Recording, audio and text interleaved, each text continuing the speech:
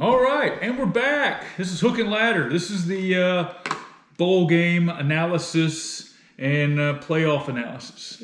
To start off, let's talk about the Tuesday, December 28th game. Houston knocks off Auburn 17-13. Auburn's terrible. They fired Mike Bobo, and they thought he was the problem. He was not the problem. Harsin was calling plays this game, and he kind of called plays like he didn't know what he was doing. I watched every snap of this game. I was kind of pulling for Auburn. Auburn's got, 5 or 6 guys on the team that are from right here where we live. So I was pulling for the hometown kids. And, man, they just tons of questionable play calling. I mean, just feed Tank Bigsby. Just keep feeding that kid. And they tried to get cute with a lot of stupid stuff. The quarterback had so many opportunities. TJ Finley, the LSU transfer, so many opportunities to hit guys on deep balls for touchdowns and just could not hit them. And that basically was the difference. Auburn couldn't score. Yeah. They had plenty of opportunities to beat Houston. It's kind of an embarrassment. The SEC had a horrible, horrible bowl showing other than the 2 playoff games. And Auburn really didn't help things for the SEC. No. Houston's not a bad football team at all. No. But they should not have won that game. 12-2 on the season. 20th ranked team. Auburn had them. Yeah. Moving right along, the Serve Pro First Responders Bowl. Arizona knocks off Louisville 31. Air Force knocks off Louisville 31-28. Did you see this one? I saw a little bit of this one. Air Force threw the ball quite well, which is weird because usually, exactly. But they typically run. Right. They threw the ball around. Looking at Louisville, they were 6-6 coming in. Air Force is 9-3. It was obviously a kind of a mismatch, but I thought Louisville would have a little bit more for them. And it's a close game. They lost by 3, so I just didn't really see this happen. And I actually thought Louisville was going to win. I picked Louisville to win. Louisville was like a 10-win program just a couple of years ago, and they just really haven't got it together since Petrino. And they're in an area too where I feel that they're kind of like Cincinnati, where they can get a lot of those guys out of Ohio. They can get a lot of guys out of the Southeast that other teams might not want or maybe forgot about. A lot of 2 stars, a lot of 3 stars, coach them up every 4 or 5 years, have a really good season. And kind of hasn't really happened for them in a little while. Yeah. The AutoZone Liberty Bowl, Mississippi State gets rolled by Texas Tech 34-7. Really didn't see that one playing out. I didn't either. Both teams were 7-5. Mississippi State was 7-5. Texas Tech was 6-6. I thought Mississippi State would win this game based on how they played during the season. I know they've been plagued by dropped passes, and this game was no different. Will Rogers was throwing the ball to the guys that were open, and they just were dropping the ball. Defensively, they had no answer really for Texas Tech, and did not see this one coming. Another letdown from the SEC, another really big win for the Big 12 against the SEC. So good for Texas Tech. I believe, if I'm not mistaken, kind of a little shady, but I think the Texas Tech coach is leaving, or maybe got canned. I don't really know. I didn't watch the beginning of this game, but I got the vibe that he was not going to be the coach next year. They were kind of playing for him? Yeah. Okay. And they gave him the chain, like the whatever turnover chain or whatever it is. They gave it to him prior to the game. Yeah. The Guaranteed Rate Bowl, this was West Virginia taking on Minnesota. Minnesota knocked off West Virginia 18-6.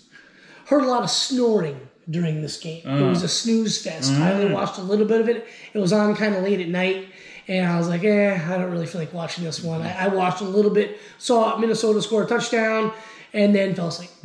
I remember some of this game. I don't know where I was at or what I was doing, but I remember it being on TV. The outcome didn't shock me. I mean, Minnesota's not a phenomenal team, but P.J. Fleck has his guys. He's a good coach. He is. He's competitive. His team's going to fight. They're always going to be... they might not always be in the ball games, but for the most part, they're 9-4 on the season. They were 8-4 going in the bowl. That's respectable for Minnesota. Right. This isn't hockey. I don't think that they really expect to be anything else other than that. I mean, it's unrealistic for them to expect that they should be 10-2 every year. Right. 9-4 is a really, really good season. They should be happy about that. Yeah. They're turning into a winning program. Exactly. The San Diego County Credit Union Holiday Bowl. This was canceled due to COVID. NC State, an 18th ranked team in the country, they don't get a bowl They game. didn't have an opponent. I feel bad for these kids. If I'm not mistaken, that They was had a one good where the season. coach went nuts because it was a fairly quick, the game was coming up really quick and then they canceled it. I feel bad for these kids, especially the guys that aren't going to play football ever again. This is their last time to lace it up, put on the pads for their team, and they didn't get an opportunity to do Unless it. they're playing in the Arena League or Canadian football. Yeah, exactly. Yeah. Moving right along. Wednesday, December 28th, at the Valero Alamo Bowl. It was always an exciting bowl game. Oklahoma took on Oregon. Oklahoma defeated Oregon 47-32. Bob Stoops is back head coaching. Coaching for Oklahoma. That's right. It was fun to see him back in the sideline. His son caught a touchdown pass in this game, so that was kind of cool to watch. This was another later start, and I had to work the next day, so I didn't watch the entire game. But Oklahoma had this thing well in hand at halftime. They scored 14 points in the third quarter, but Oregon scores 22 to make it a little closer than it really was. I mean, that score, 47-32, is still kind of lopsided, but this was a little bit worse than that. I did have to laugh at the announcer saying how good Oregon's going to be next year. And then the next day, 6 or 7 guys decide they're going to declaring for the draft. So I don't know how good they're going to be next year. But Dan Lanning, I think, has got his work cut out for him. It's funny how they've lost like the last 3. Is it 3 games? Yeah, 3 they lost, I think. Utah. Well, they had that. I guess they had a game. They had Yeah, the Oregon so State they game. lost 3 of their last 4. And they really didn't get. I mean, Oklahoma was physical with them, but Oklahoma threw the ball, Right. fairly well, which they're always going to do.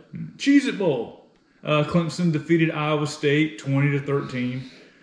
See any of this one? I watched this entire game, and one thing, I like Iowa State, all right? But Brees Hall opted out. One of the best running backs in all of college football, all right, opts out. Iowa State's not loaded in terms of skill guys, but they got some good wide receivers, and they got some really good tight ends. Defense plays well. Campbell has, just like Minnesota and P.J. Fleck, Campbell's got these guys bleeding themselves. But I kept hearing how Brock Purdy is. He was super experienced. He's a leader.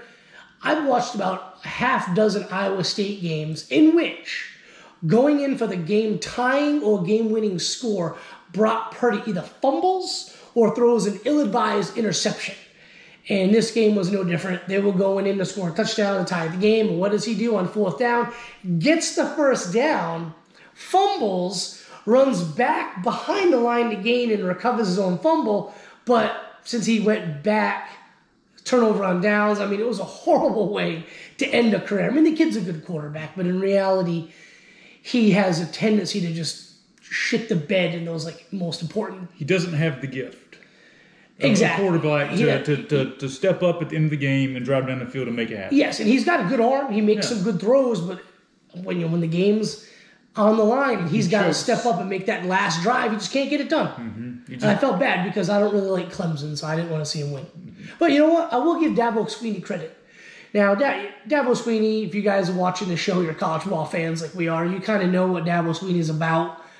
That dude tooted his own friggin' horn after him. We had this coach leave and that coach leave and these guys hurt. And I came in here and rallied the team together. We had no opt-outs. That was the only good thing about the game for them, is that he got those guys wanting to play. There was 0 opt-outs. So many of those guys could have gone to the NFL early. And there were some guys that entered the portal, but dudes who were available, none of them opted out. So I got to give Dabo credit for that.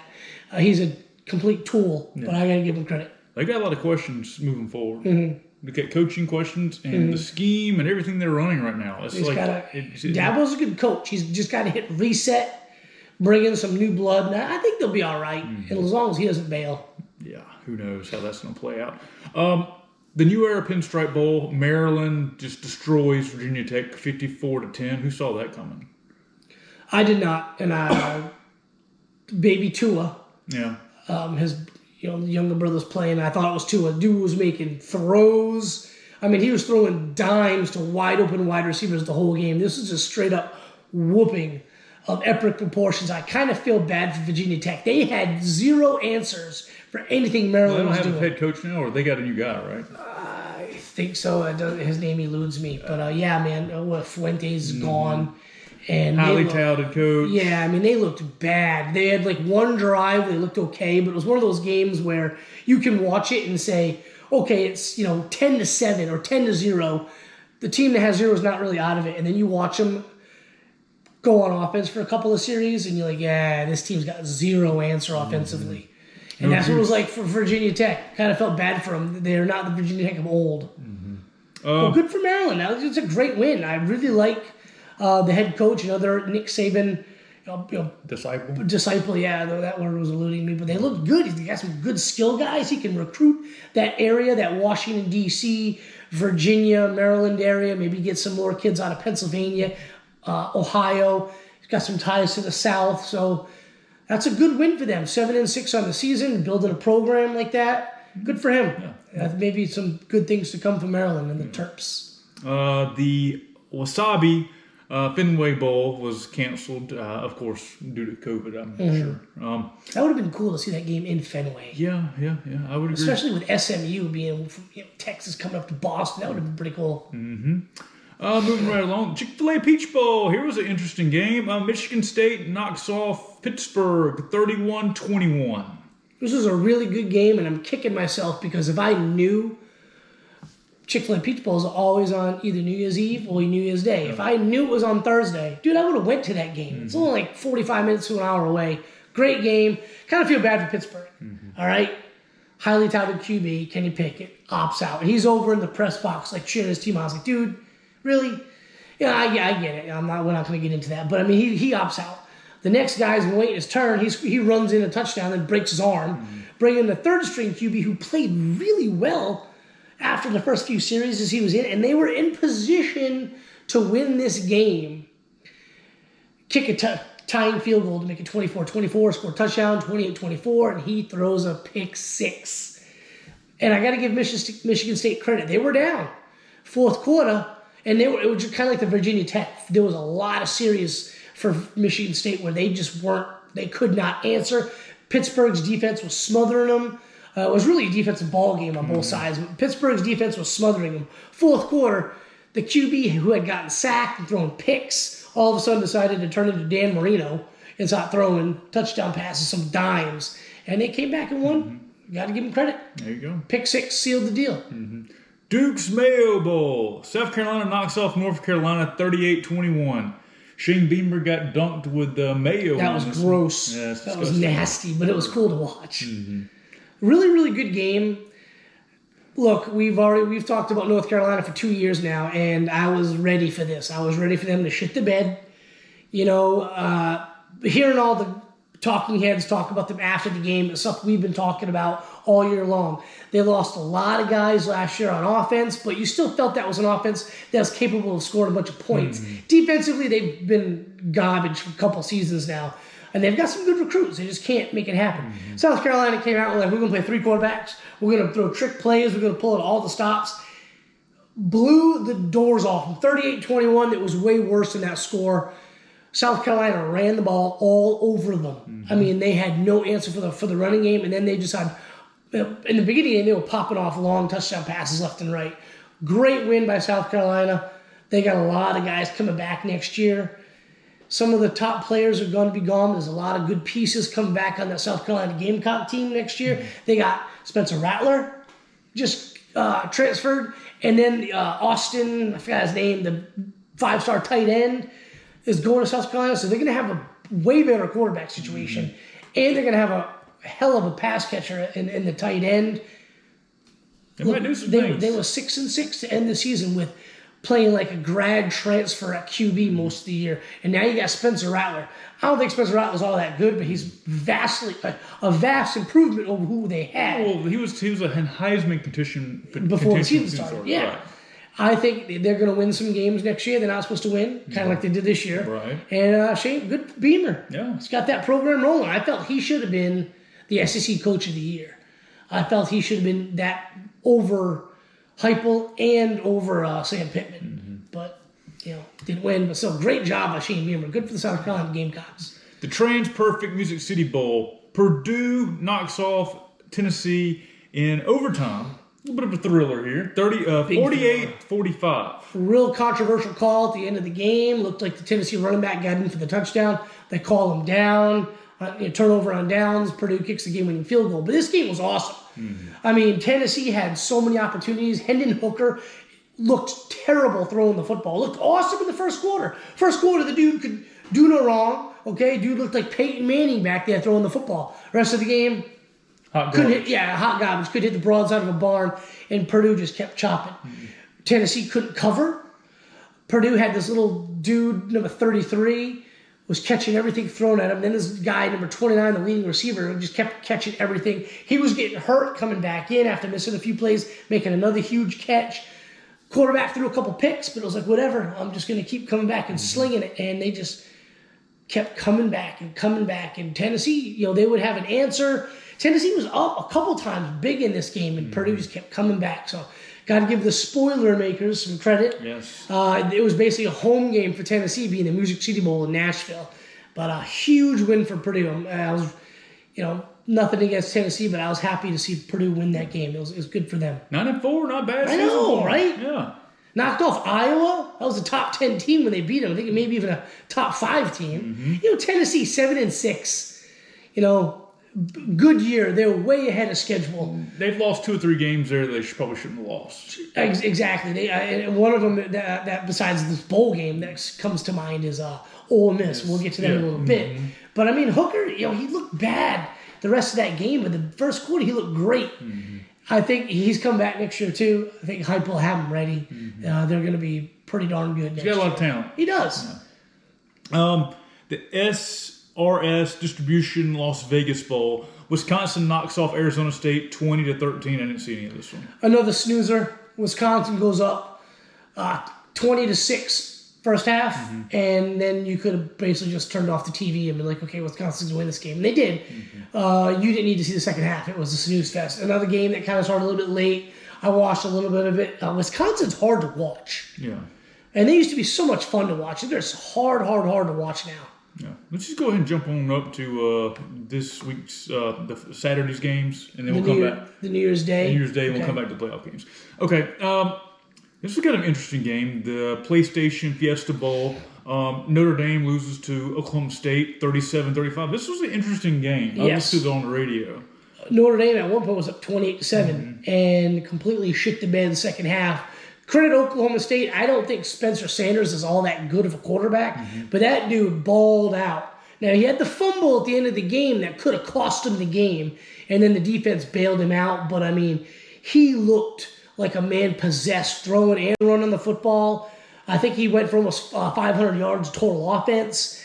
And Oklahoma State's defense is pretty good. They gave up 28 points in the first half, gave up 7 but they locked the rest it down. of the game. They locked it down. And they look good. That Rodriguez kid, the first-team All-American linebacker, looked really, really good. I'm watching this game thinking what we've said on this show before. Nobody chokes like Oklahoma State. And I just kept looking at. They'd show Mike Gundy on the sideline. He just had that look on his face like he knew they were gonna end up losing this game after they were up a good bit. They were going in looking for, I think, a 10-point lead, and they fumble in the end zone, and Notre Dame gets it. Just stuff like that. But I got to give them credit. They didn't choke. They kept it together. Yeah, they kept it together. Defense clamped down when they needed to. Moving right along. The Rose Bowl games presented by Capital One Venture X. Ohio State wins. This was kind of a thriller as well. 48-55 against Utah. Good season for Utah. They just couldn't finish off the deal here. Yeah, you got to give Utah credit. They're a lot of fun to watch. They're really talented. But if you look at this, it's a bunch of 5 stars going up against a bunch of 2 stars and a handful of 3-star prospects. Utah and Ohio State didn't have an answer for one another. Ohio State, just like they did against Michigan, was getting out-physicaled for most of this game. Even in the second half, Utah couldn't put points on the board, but was driving and making plays. Right. But Utah had zero answer for Jackson Smith-Njigba. That dude, no Chris Olave, no Garrett Wilson, no problem. This dude just went for almost 400 yards alone receiving. I think 4 touchdowns. Marvin Harrison Jr., I think, caught 3 passes all year, caught 3 touchdowns in this game. Ohio State could not run the football. Utah couldn't get any pressure on C.J. Stroud, but they wouldn't let Ohio State run on him. It was just throwing the football. And I got to give Ohio State credit. They lost a couple guys on a kick return touchdown by Utah. It looks like these guys are going to be out for a long time. And they fought hard. They had a lot of guys opt out. Defensive tackle opted out.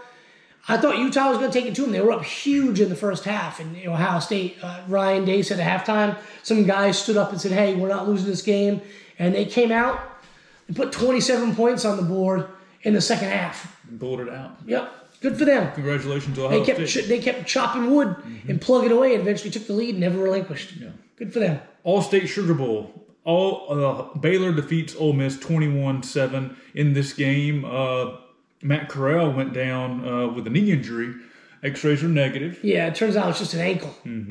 But yeah, he went down, looked bad, and that was first quarter. Yeah. And Ole Miss had zero answer for him being out. But credit Ole Miss's defense. They kept him in this game. It was tied 7-7, and then, the dam kind of broke. They just couldn't do anything offensively, which I was really surprised because Ole Miss got some talented players.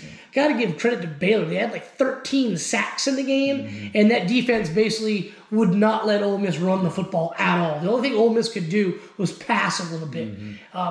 I think when Matt Corral went down, that basically the air just got sucked out of the building. Yeah, and both defenses played really, really, really well. At one point, Baylor's QB was 5 of 14 for 32 yards and an interception. Yeah. And it was a late turnover that kind of sealed the deal for the Ole Miss's fate. So I got to give credit to Baylor. They played in that same bowl game 2 years ago against an SEC opponent and got beat pretty easily. Now they're back.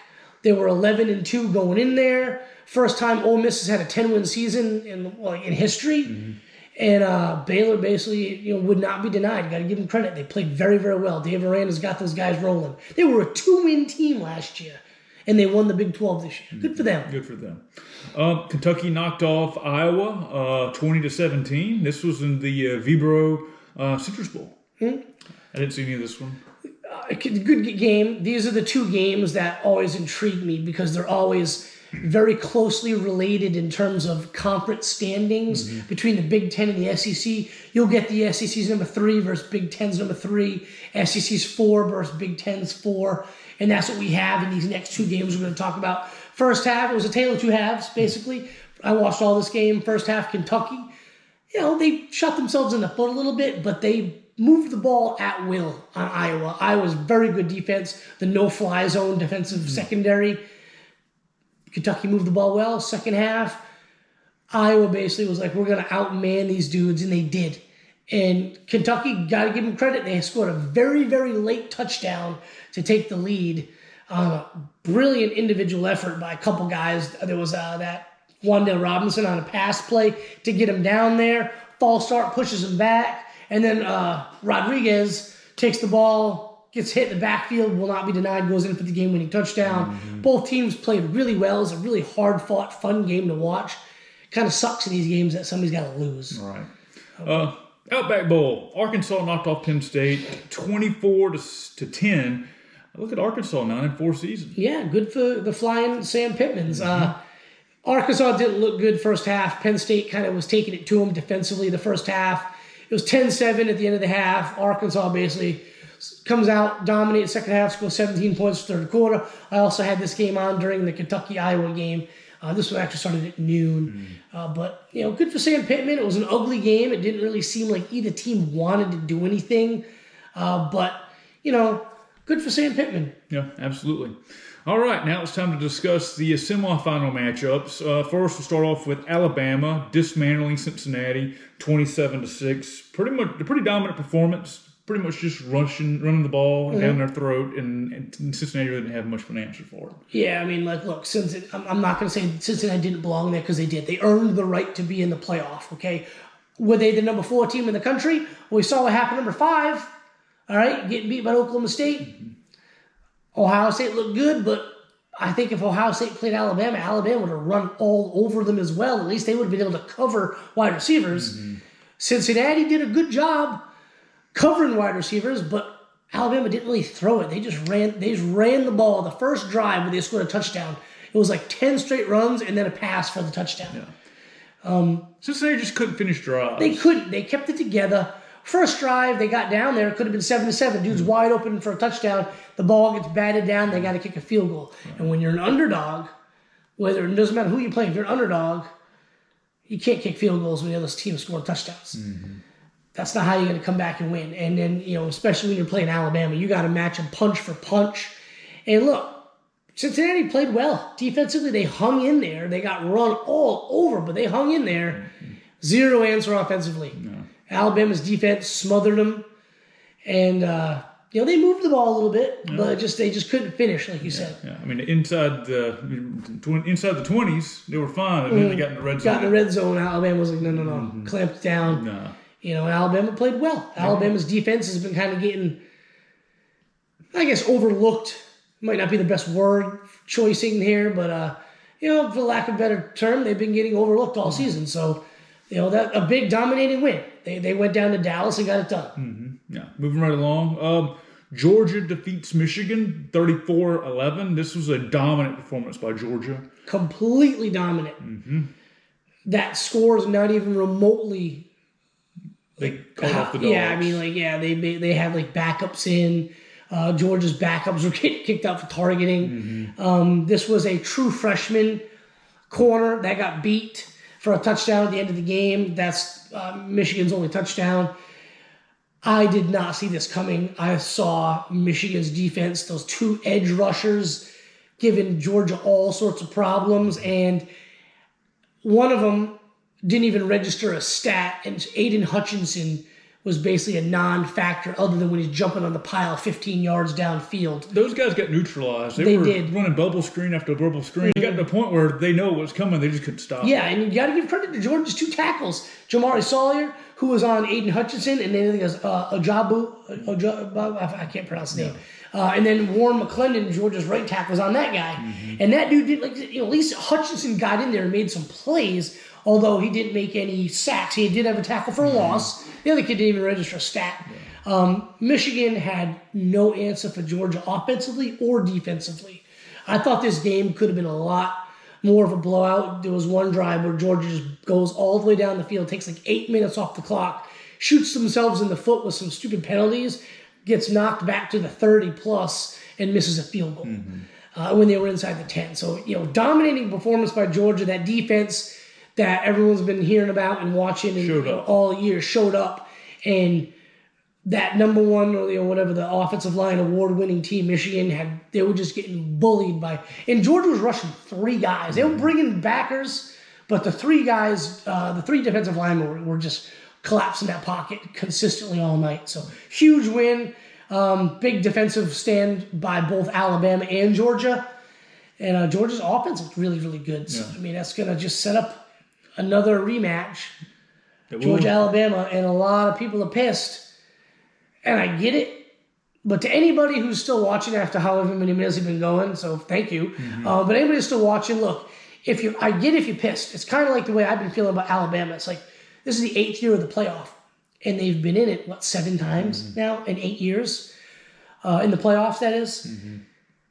Everyone's sick of Alabama, but in reality, if you don't want them in there, you got to beat them. If you don't want an all-SEC championship and you're a Big Ten fan or an ACC fan, somebody beat them and get them out of there. Easier said than done. I think Alabama's always unbeatable. But as of right now, the spread for this game is about 3 points, 2.5. Yeah, 2.5. And it was actually that when the playoffs were announced, there was spreads announced for every outcome of the both playoffs and then the national championship, whoever was going to play who. There were spreads announced. I saw some people saying, Nick Saban's going to say it's rat poison. They've known about this for weeks. The spread's been out there. But yeah, it's about a 3-point spread, which is kind of surprising considering what we watched at the SEC championship game. But I honestly feel we're not going to see that same game. I don't think so either. Alabama's kind of beat up. They had several guys injured.